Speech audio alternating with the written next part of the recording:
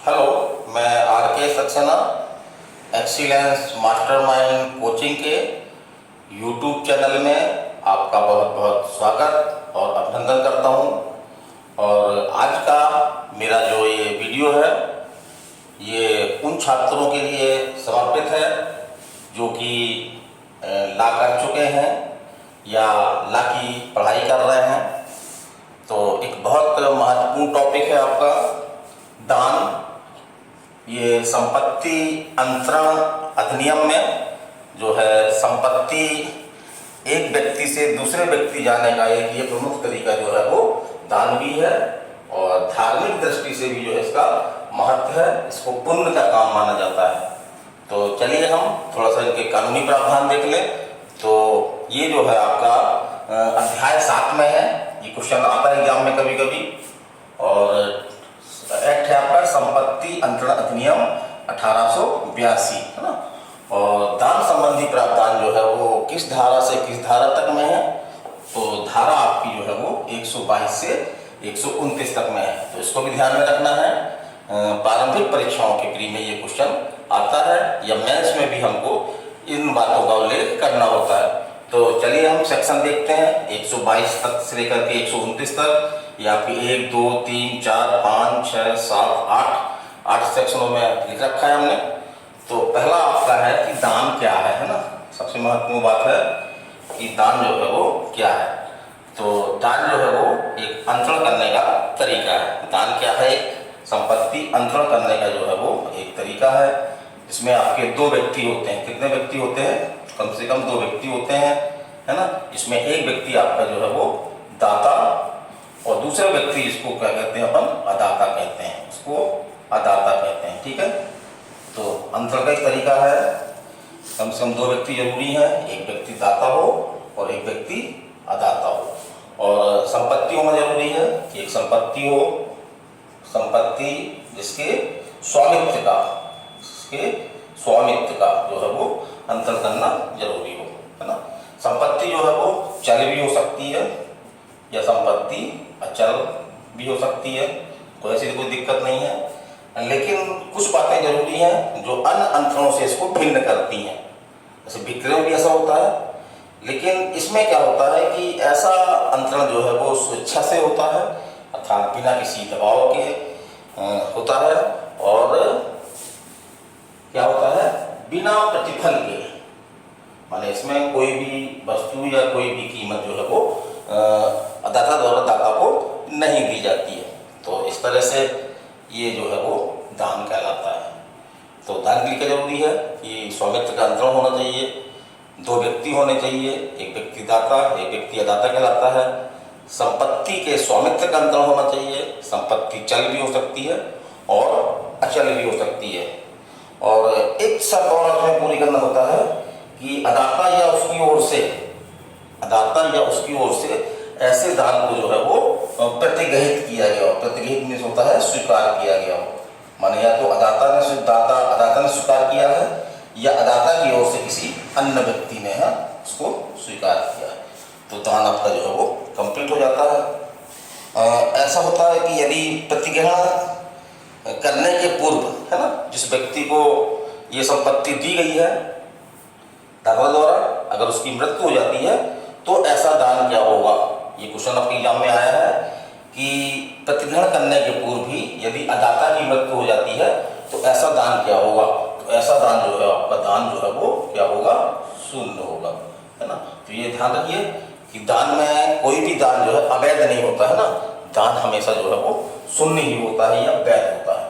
तो 2 विकल्प आपके सामने पक्के हो जाएंगे कि दोनों में से कोई एक ही सही है। अगर आपका इस संबंध में क्लियर नहीं है आप तो ठीक है, चलिए हम आगे चलते हैं। दूसरा क्या है आपका दान का तरीका, है ना। दान किस तरह से जो है वो किया जाए। तो इसमें तरीका बहुत कठिन नहीं है, लेकिन हाँ दोनों थोड़ा सा चल और अचल संपत्ति के संबंध में थोड़ा सा क्या किया गया है? अंतर किया गया है। क्या किया गया है? अंतर किया गया है ना। तो यदि संपत्ति जो है वो चल, हमने बताया ये अगर संपत्ति कैसी है? अचल है ना, मतलब कि चल फिर नहीं सकती, जैसे जमीन है कोई या भवन वगैरह है, तो ऐसा दान जो है वो रजिस्ट्रीकृत विलेख द्वारा ही होगा। ऐसा दान जो है वो रजिस्ट्रीकृत ब्लेड द्वारा भी होगा। लेकिन यदि संपत्ति चल है ना, तो ऐसा दान उपरोक्त तरीके से, ये पक्षकारों के विवेक पर है कि वो किस तरह से अपना चाहते हैं। तो दृष्टिगत ब्लेड द्वारा भी हो सकता है, उसमें कोई रोक नहीं है। और कब्जे के प्रदान के करार द्वारा, कब्जे के प्रदान के करार द्वारा, प्रदान माने होता है देने के द्वारा।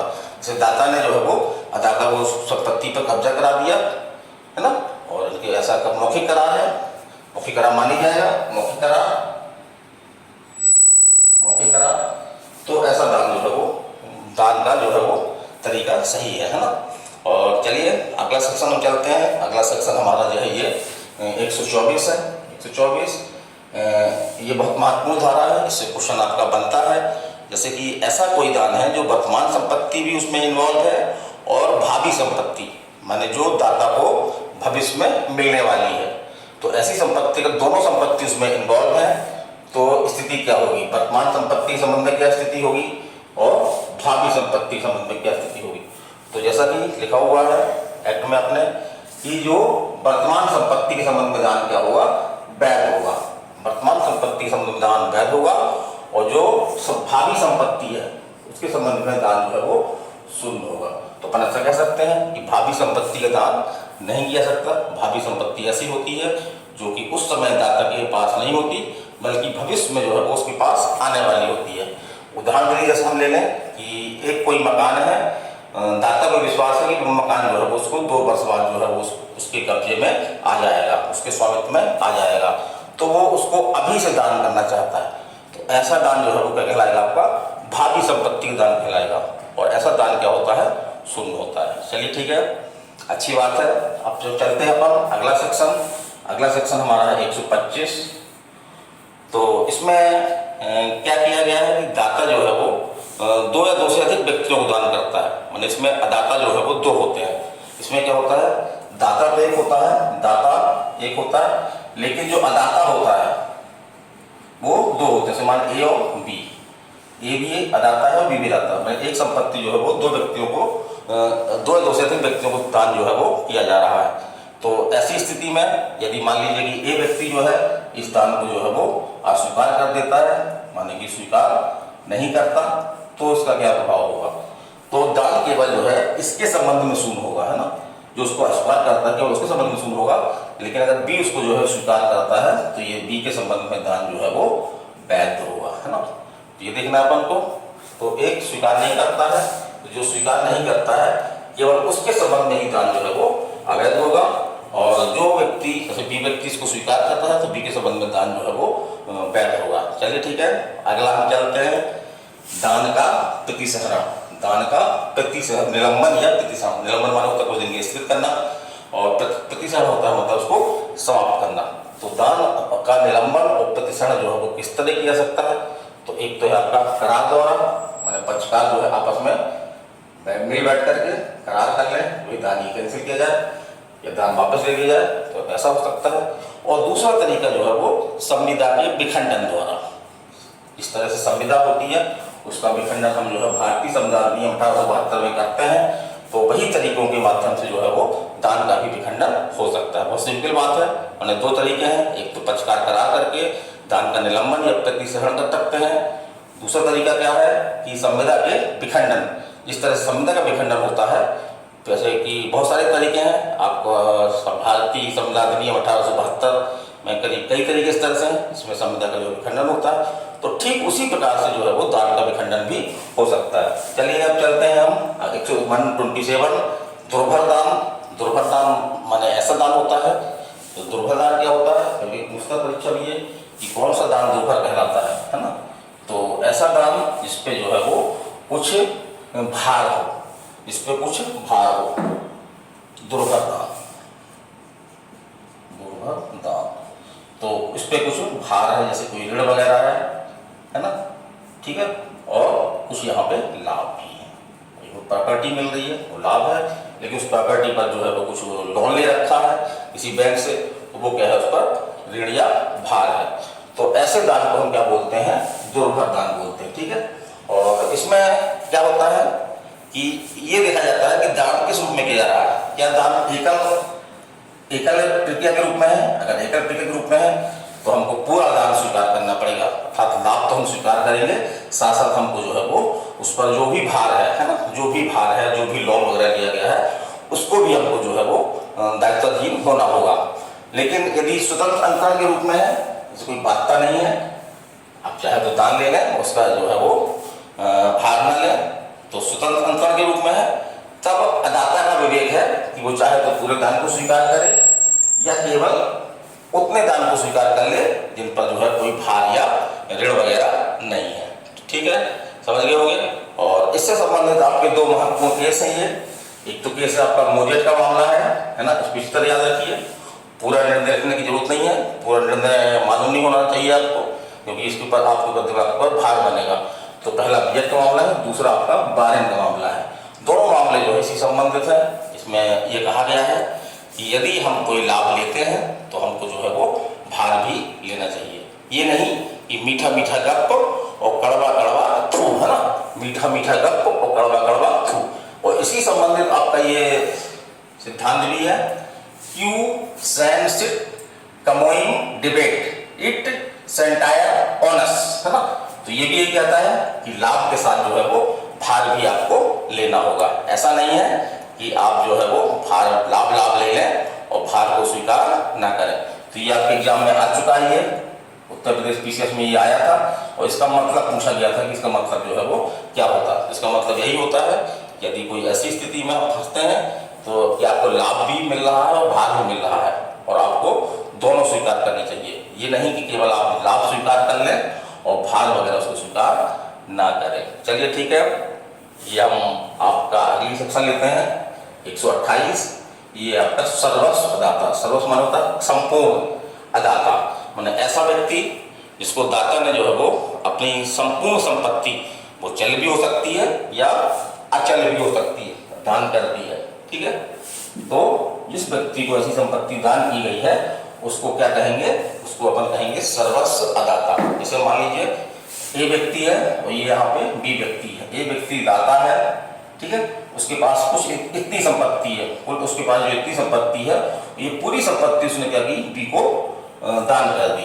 तो यहाँ पे क्या हुआ कि बी कौन कहला दिया आपका, वो कहला दिया आपका सर्वस्व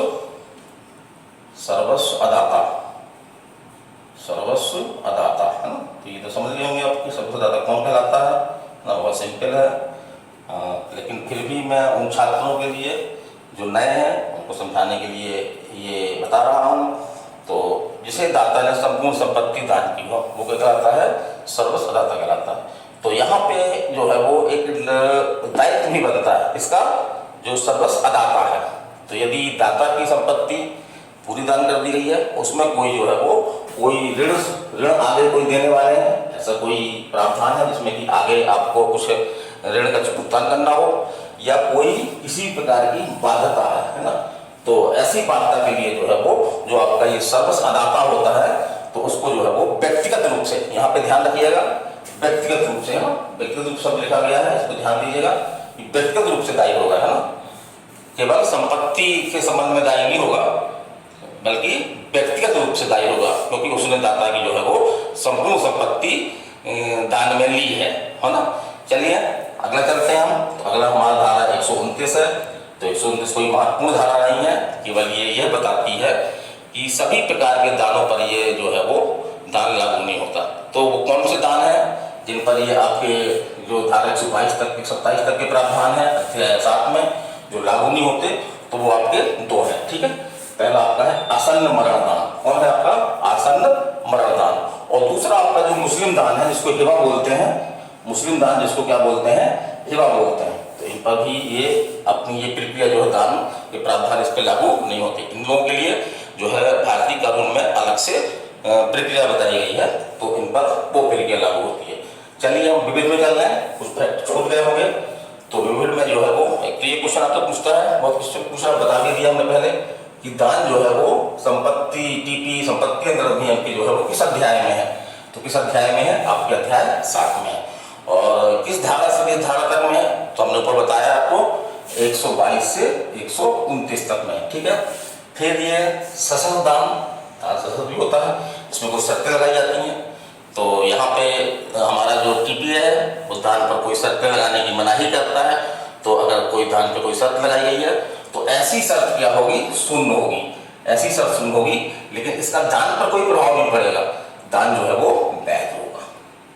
ये एग्जाम में क्वेश्चन आया आपका, अगर ऐसा कोई दान है जिसपे कुछ शर्तें लगाई गई हैं, है ना, इनका पालन अदाता को करना है, तो जरूरी नहीं कि अदाता जो है वो उन शर्तों को पूरा करे, वो शर्तें जो है वो स्वतः ही जो है वो शून्य हो जाएंगी और ऐसा दान जो है वो वैध हो जाएगा, मतलब अदाता वो दान दे सकता है, उसके लिए आवश्यक नहीं कि वो शर्तें पूरी करे। चलिए आगे चलते हैं।